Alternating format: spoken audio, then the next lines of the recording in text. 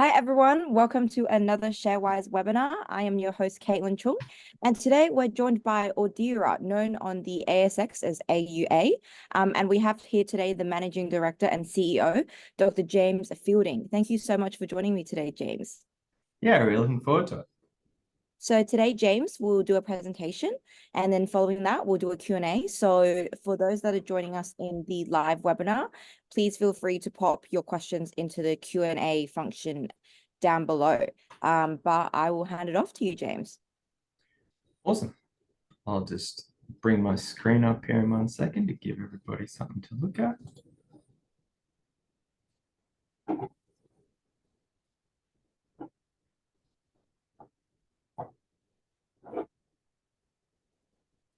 All right, awesome. Well, thank you everyone for joining us. As Caitlin said, my name is James and I'm proudly the founder and managing director of Audeara.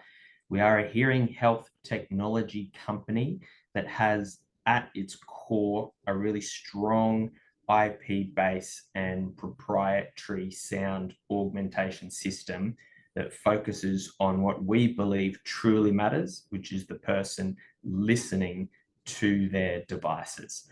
We founded the company out of a medical background. I'm a medical doctor by trade. I was lucky enough to get an MBA during medical school to then come out and start solving public health issues, one of which was awareness about the impact of hearing health, which led us to develop our first range of products that allows a user to perform a quick hearing check, get an understanding of their hearing, and then use their individual hearing profile to make the best possible sound experience.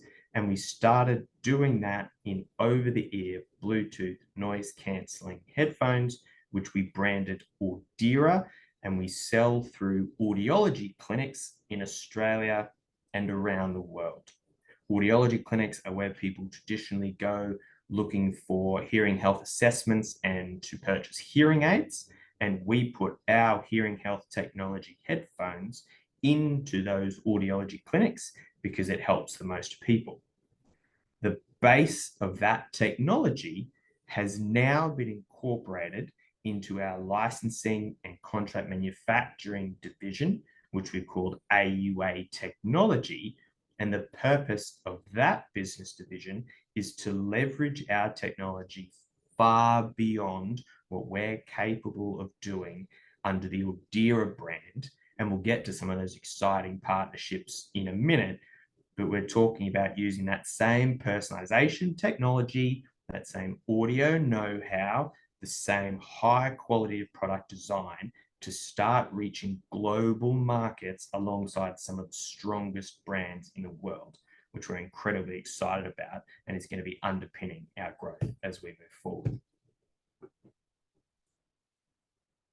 Looking at some of our recent results that we announced to the market, with some more great ones coming up, of course, in a few weeks, what we've really been focusing on in the last 12 months is a foundational shift from growth at all cost to growth at appropriate cost, with a real focus on profitability, cost management, and finding the best possible applications for our tech to be able to leverage the strongest partnerships so that we can shift from a top line focused company to a bottom line focused company that is heading very strongly towards profitability and towards that sustainable leveraging growth on the back of our really strong partnerships. And some of the key highlights that we brought to the market is the continual expansion of our Audeara brand alongside the largest audiology retailer on the planet called Amplifon, providing us access to 3 of their large European clinic groups, being Belgium, France, and Spain. France and Spain in particular having a market equivalence to Australia, each in their own right, which we see as a tremendous upside over the next 12 months.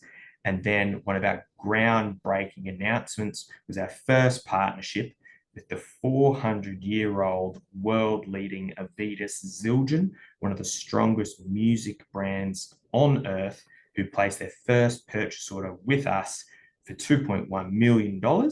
We've received half of that cash, which led to our first cash positive quarter, which we see continuing as we roll on with these large partnerships, and setting a foundation for the revenue recognition of that AUA technology business unit that is sitting at the start of what has become an incredibly robust pipeline as we've proven out the capability of our technology as Audeara, and now we've proven out our capability as a contract design, manufacturing, and licensing house to work alongside one of the world's most trusted and established brands. That is leading to inbound pipeline requests for our personalization and product development capability. And I couldn't be prouder of our team that has pulled that off over the last 18 months. Focusing on Audeara to provide a little more color around what we do at the core of the Audeara brand. Our solution as Audeara is to provide a world-class entertainment and communication solution regardless of what your hearing is like. So for the person who uses our headphones, you put them on, you do a hearing check, you see the result, and we change the sound so it's the best possible experience you can have regardless of your hearing. So whether you're an 18-year-old with perfect hearing, even though none of us is perfect, or a person using a cochlear implant to receive speech, we can compensate regardless of what that hearing ability is like to focus on that world-class entertainment solution, which is a missing piece of the puzzle in the hearing health arena. We recognized that 7 or 8 years ago, and we really honed in on how we're different from the hearing aid so that we provide an addition to a hearing aid or a product on the way to a hearing aid, never instead of a hearing aid. We believe hearing aids are incredibly valuable, and we believe that our Audeara product range is complementary and additional to the hearing aid offerings. And that is why our biggest customer base, which is audiology clinics, are choosing to stock our product. And in the majority of our customer partnerships, we are the preferred or only entertainment over-ear solution. And that is because we provide additional revenue streams, quicker turnaround times, and a higher overall selling price for the clinic. So it works for the end user, it works for the business, which is the clinic, which means in both cases, it works for Audeara. And that's why we've had the continued year-on-year growth of not only the clinics stocking our product, but the revenue being generated from those clinics. And as you can see here, we've been very busy over the last few years. When we did our IPO, we had Australian clinics. We had a foundation of roughly 50% of the Australian market. And since IPO, we've captured every clinic in the Australian market. And we're now on 3 continents with 3 of the big 5 audiology partners around the world. Now, these big 5, they represent around 90% of global audiology. And for them to be showing us that support and giving us additional countries, additional regions, additional opportunities for revenue growth, it gives us a tremendous amount of confidence moving forward. Moving into AUA tech, what I spoke about at the beginning was us using our core value add technology, a unique selling proposition of this personalization, where we focus on the individual listener. We've been able to leverage that capability alongside our product development capability to establish some incredibly strong partnerships, which will be hitting the consumer market over the course of this calendar year. So we get to see them, we get to use them, but it's all still a bit secret for now, but we are incredibly excited. And the fact that one of the oldest and most well-respected and well-established brands in the world has chosen us, we take as a tremendous privilege. We're very proud of the work teams put in, and it's also going to be contributing very strongly to our bottom line. That partnership is with Avedis Zildjian, who are the world leader in cymbals, drumsticks, and mallets. So it's a drumming-based brand, but companies that have been around 400 years have a reach and a credibility that goes beyond their core offering. They've realized that, and they've started to expand beyond their traditional alchemy symbol range into electronic drums and digital and electronic accessories, which is where we come in. And I cannot wait to start telling people more about it and using them in these video conferences, but we're not quite there yet. But the orders have come in, the revenue is starting to drop, the cash is starting to flow, and that AUA Tech business unit is starting to actively contribute to our overall growth, which we are incredibly excited about. The second partnership, which will be coming to fruition at the end of this calendar year, is alongside now our largest investor, who saw the opportunity of what Audeara was bringing, saw the opportunity of how our technology division could help their product portfolio, and that is with Clinico in Taiwan, whose CEO became our largest investor and invested at a premium to align with us and have us co-develop a product range that could start to contribute high value through their clinic network, which is the largest in Taiwan and is starting to expand into China. So we had an already established audiology group take a strategic position in Audeara at a market premium to utilize our technology and bring that technology to market. So with the Audeara brand at the foundation, with AUA Tech coming to the market, with our international distribution through not only the Audeara brand, but also the AUA technology partnerships, we see an incredibly strong future. And when you look at where our share price is at the moment, we see a tremendous amount of value that is not being realized in that market cap. And we see an awful lot of upside to the future as we start to deliver on these commitments we've made, on these deals that we've set in place, and on the opportunities ahead of us. And I can't wait to answer any of your questions. Thanks so much. Thank you so much, James. It was so great to learn about the company. I'm sure a few of us in the call didn't know about it before, so it was great to learn about your product offering. For those that have joined us late, please feel free to pop your questions into the Q&A box. We have already got a few questions, so let's dive into them. The first one, I think you already addressed, but maybe you can elaborate on it. How are the Australian wholesale revenues going? Yeah, so what we started communicating earlier in the year is that the Australian revenue base will serve as a base for future growth, with a continual year-on-year growth we had was on increasing our clinic numbers. And now we've reached a point where we're anticipating that that revenue will be fairly consistent in the Australian market, as a large amount of our attention has shifted towards the international and the AUA Tech as being the source of that continual upside. So Australia as a base is nice and strong, but we're looking to our international and AUA Tech divisions for the large upside.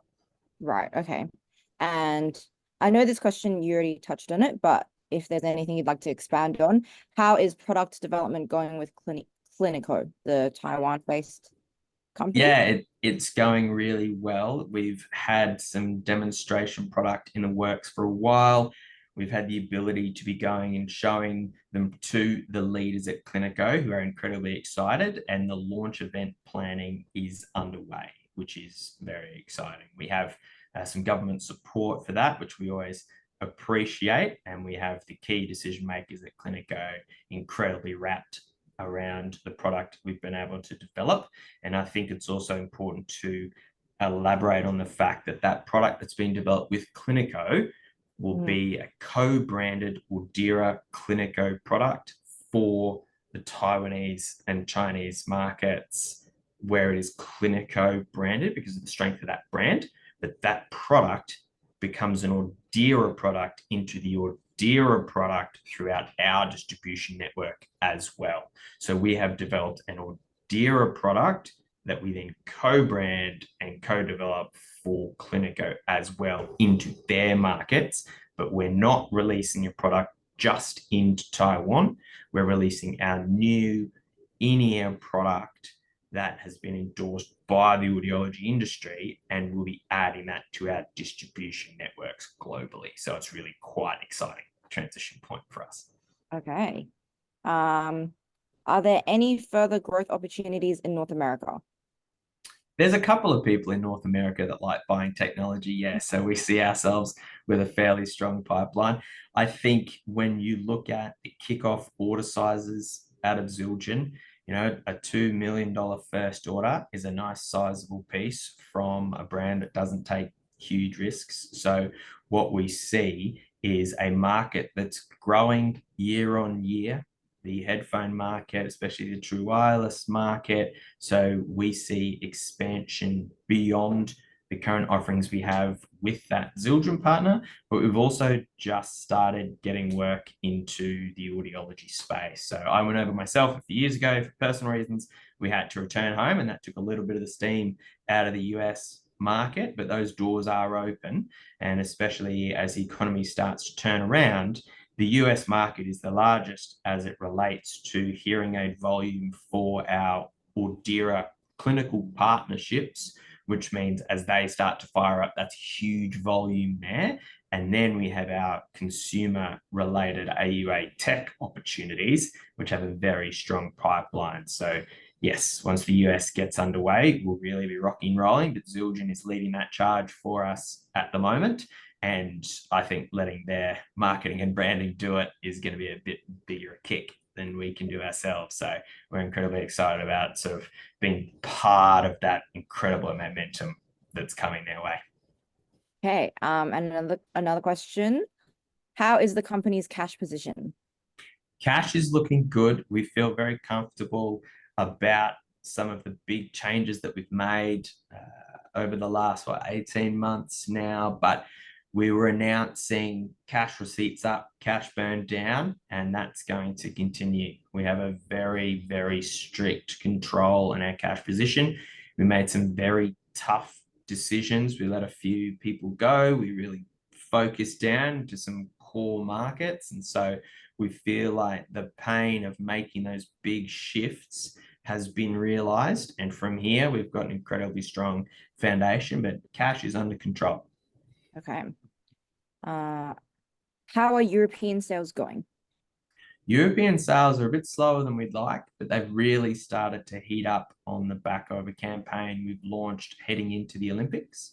So what we found in working alongside these large multinational companies is we think that when we want to get going, that means Monday, but they put us into strategic pipelines. And for example, one of our clinic partners in Australia, they placed an order for 50 pieces into 10 clinics. 6 months later, they gave us 50 clinics. 6 months later, they gave us 100 clinics. 6 months later, they placed an order for 5,000 pieces. And what we're finding in Europe is they've given us the yes, we're on the list, we're in some of their clinics, they're trialing with their key opinion leaders, but they don't rush anything. They do it methodically, they do it purposefully. And while we want them to just come out and order 50,000 pieces all at once, we know that's not reality. And so having these countries on board, adding them to our stocking list, driving traffic into their clinics, we've seen over the last few months that momentum is building. And in our last quarterly results, I said the train has left the station, and that is absolutely coming to fruition. So not as fast, not as hard as we'd like, but definitely starting to build, which is encouraging for the rest of the year. Okay. And I think you've touched on this one too, but are you manufacturing the product for Zildjian? Yes, we do. So we've taken a large portion of the responsibility of that. That's where our product expertise lies. So we manufacture and we have that responsibility to be providing that world-class product for them into their distribution networks. Okay. And so how did this agreement come about with Zildjian? Well, we actually had a friend of a friend, as you always do in strong business networks. We went across, I was in the States at the time, meeting number one, was driving over to Boston and sitting down with the Zildjian family, which was actually a bit of a dream come true for me as a drummer. So I got to kind of fangirl a little bit and walk around and see where Buddy Rich used to hang out with Avedis and drink whiskey, and Dave Grohl comes to test his kit. You know, there's so much history, there's so much passion in this building, and it's a 15th generation family owned business. You know, you're sitting down with actual Zildjian family members. And we started talking about personalization. We started talking about musicians, hearing health, all these other types of things. We had our AO2 TV headphones. So I was there showcasing what we could do. And that led to the start of a really positive conversation that I had thought was going to be as simple as adding some branding and getting on with it. They had much bigger goals. And so we set about a ground up, best in class product development, which we started recognizing with the engineering services revenue about 12 months ago. So we actually had the contract to get design services to bring their product to market. And now we're getting the revenue as the product ships out. So there was a lovely warm handshake and an incredible product that I was able to put in front of them. And that increased their confidence. And after looking around at a number of opportunities, they chose us.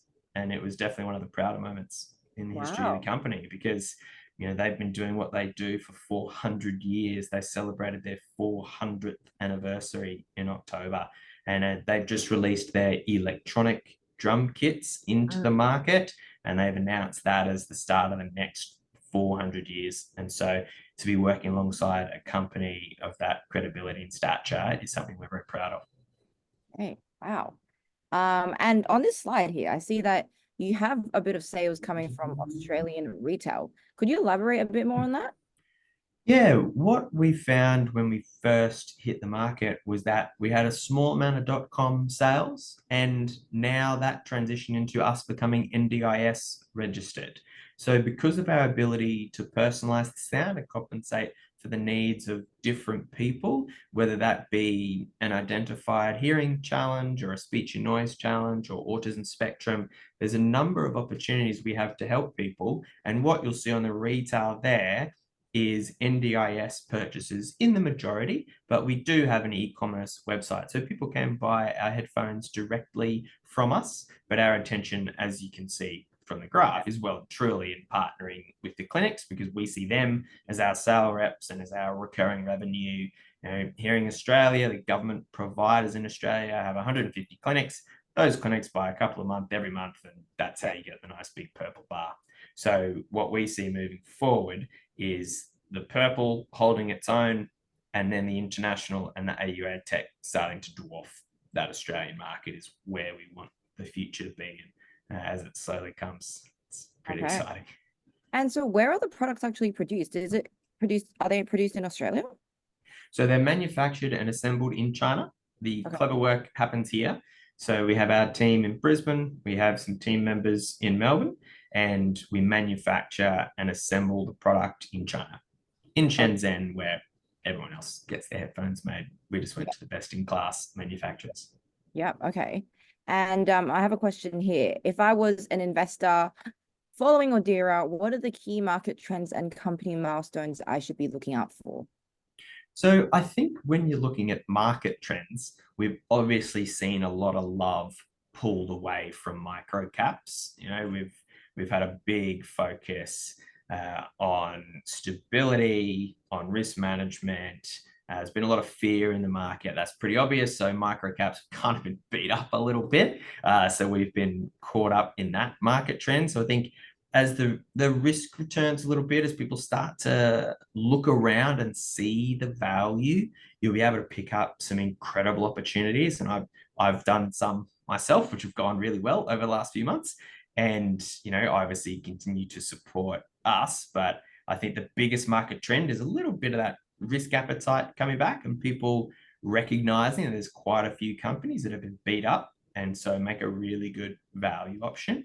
And then when you're looking at our news flow, what you're looking for are those nice bits of news that are dropping around the AUA tech opportunities and the onboarding of these international markets, and the revenue starting to drop from there. So obviously the first Clinico purchase order will be a lovely big substantial one in the same way that Zildjian was. It's a nice milestone for us. We've been talking about that for a while. So once we come out of design, and into delivery and start being able to recognize the cash and recognize the revenue. Those are big ones. So Australia holding its own, these additional European markets contributing, and then these AUA tech product opportunities. So reaching the point where we start to have nice, juicy additions to not only the top line, but also the bottom line as the additional purchase orders come in. Okay, well, thank you so much. With that being said, we'll wrap it up here. Thank you so much, James, for joining me, and for those that joined us in the live webinar. This recording will be posted on YouTube for anyone that wants to revisit it. But thank you so much for your time, James. No, it's wonderful. Appreciate the opportunity. Talk to you soon.